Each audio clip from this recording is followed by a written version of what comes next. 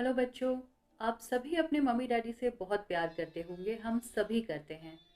आज मैं जो लेसन आपको पढ़ाने वाली हूँ उसमें भी एक ऐसे ही लड़के की कहानी है जो अपने मम्मी डैडी से बहुत प्यार करता था। मैं सोनिया अडवाणी और आप अटेंड कर रहे हैं मेरा चैनल सोनियाज क्लासरूम।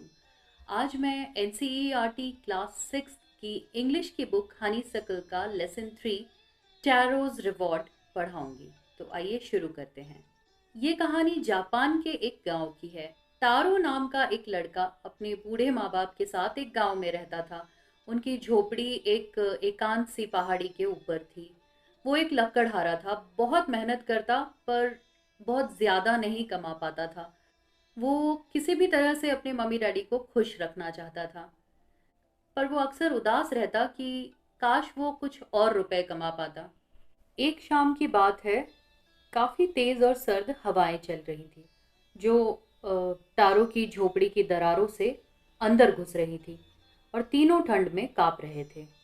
ऐसे में एकदम से टारो के पिता ने बोला कि काश मुझे कहीं से एक कप साके पीने को मिल जाती तो मेरे इस बूढ़े शरीर में गर्मी आ जाती।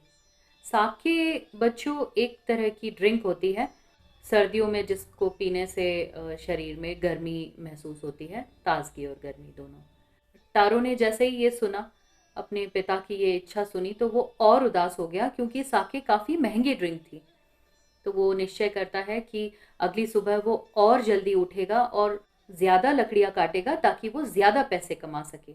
अगली सुबह वो और जल्दी उठा, जंगल में पहुंच गया लकड़ियां काटने। उसने लकड़ियां काटनी शुरू की और उसको होश ही नहीं रहा कि कब दिन चढ़ आया। काफी गर्मी लग रही थी, उसको पसीना आ रहा था। उसने अपनी जैकेट खोल दी और उसका गला भी सूख रहा था। तभी उसको कहीं पास ही से पानी की आवाज आई।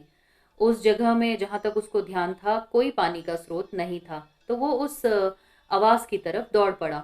तो उसने पाया कि वो आवाज एक चट्टान के पीछे छिपे एक सुंदर से छोटे झरने से आ रही थी। क्योंकि वो बहुत प्यासा था तो वो झट से उससे पानी पीने गया। उसने अपनी अंजूरी में पानी भरा और पिया, पर ये क्या, वो पानी नहीं साके था। उसने फिर से पिया, पर वो साके का ही स्वाद था। उसने झट से अपनी मटकी निकाली, उसको पूरा भर लिया झरने के उस पानी से यानी साके से, और घर की तरफ दौड़ पड़ा। घर पर जाकर उसने अपने पिता को वो पीने को दिया। पहली ही घूंट में उनका कांपना बंद हो गया। वो इतना खुश हो गए कि खुशी से नाचने लगे।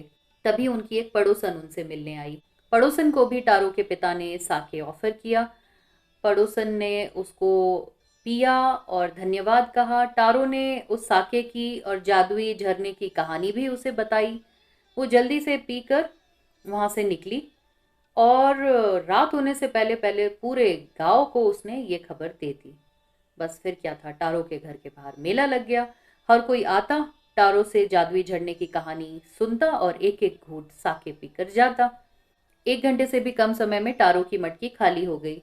उसने सोचा कि अगली सुबह वो और जल्दी काम पर जाएगा ताकि वो साके भर सके अपनी मटकी में।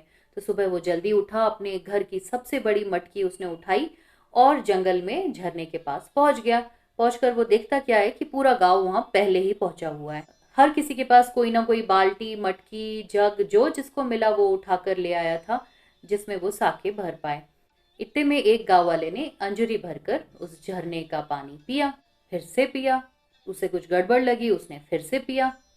वो साके था ही नहीं, वो सादा पानी था।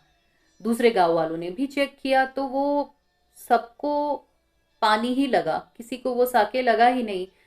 तो सबको बड़ा गुस्सा आया। उन्होंने बोला टारो ने तो हमें मूर्ख बना दिया, चलो उसको यहीं झरने में लाकर डुबो देते हैं।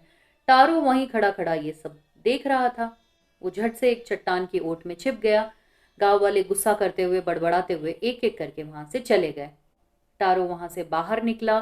उसने सोचा कहीं वो सपना तो नहीं था, सच में कहीं पानी ही तो नहीं, मैंने यूं ही साके सोच लिया। तो उसने जाकर फिर से चेक किया तो वो साके ही था। तो वो जो जादुई झरना था बच्चों, वो सिर्फ टारो के लिए जादुई साके देता था, बाकी लोगों को वो बस ठंडा पानी ही देता था। टारो और उसके जादुई झरने की कहानी जापान के महाराजा के कानों तक पहुंची। उन्होंने उसको बुलवा भेजा और उसके माता पिता के प्रति समर्पण को देखते हुए उसको 20 सोने के टुकड़े दिए और उसके सम्मान में शहर के सबसे सुंदर और बड़े झरने का नाम रख दिया। महाराजा का ये कहना था कि वहाँ के बच्चे टारों से अपने माता पिता का सम्मान करने की प्रेरणा लेंगे। और कहानी खत्म। तो बच्चों, अच्छी सी कहानी थी ना। हम सभी को टारों की तरह ही अपने माता पिता का सम्मान करना चाहिए, विशेषकर उनकी वृद्धावस्था में। इससे अच्छा और क्या हो सकता है। अगले लेसन के साथ जल्द लौटूंगी। अगर आपको मेरा ये स्टोरी टेलिंग अच्छा लगा हो, लेसन आपको अच्छे से समझ में आया हो इस तरीके से, तो मेरे चैनल को सब्सक्राइब कर लीजिएगा। Thank you and bye bye.